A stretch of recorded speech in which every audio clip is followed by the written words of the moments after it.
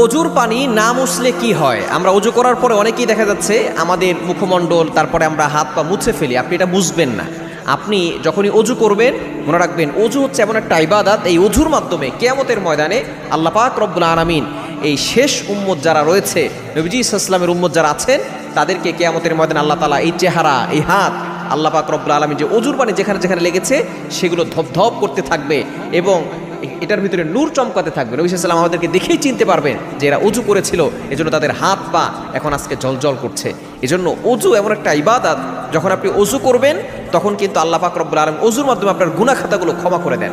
শুধু তাই নয়, অজু যারা সবসময় অজু অবস্থায় থাকে আল্লাহ পাক রব্বুল আলামিন তাকে হালালভাবে ধনী বানিয়ে দেন। আপনি দেখবেন আল্লাহ তাআলা আপনাকে সম্পদের ভিতরে বরকত দিবেন, হালালভাবে আপনাকে ধনী বানিয়ে দেবেন। শুধু অজু অবস্থায় থাকার চেষ্টা করতে পারেন। অজু আমরা যে করি, অজু করার সময় নবী সাল্লাল্লাহু আলাইহি ওয়াসাল্লাম বলে দিয়েছেন যে প্রত্যেকটা পানির ফোঁটার সাথে সাথে আমাদের গুনাহ ঝরে পড়ে যায়। সুবহানাল্লাহ বিহামদি। আপনি যখন অজু করছেন, এই অজু করার পরে পানির ফোঁটার সাথে সাথে আপনার গুনাহগুলো ঝরে পড়ে যাচ্ছে। সুতরাং যদি আপনি পানিটা মুছে ফেলেন তাহলে তো তাড়াতাড়ি মুছে ফেলা হয়ে গেল। আর যদি আপনি পানি না মুছেন তাহলে যতক্ষণ পর্যন্ত এই পানি ফোঁটায় ফোঁটায় পড়বে ততক্ষণ পর্যন্ত আপনার গুনাহগুলো ঝরতে থাকবে। এই জন্য অজুর পানি আপনি সাথে সাথে মুছে ফেলবেন না, অজুর পানিটা রেখে দিবেন। এটা যতক্ষণ পর্যন্ত পড়তে থাকবে ততক্ষণ পর্যন্ত আপনার গুনাহ ঝরতে থাকবে।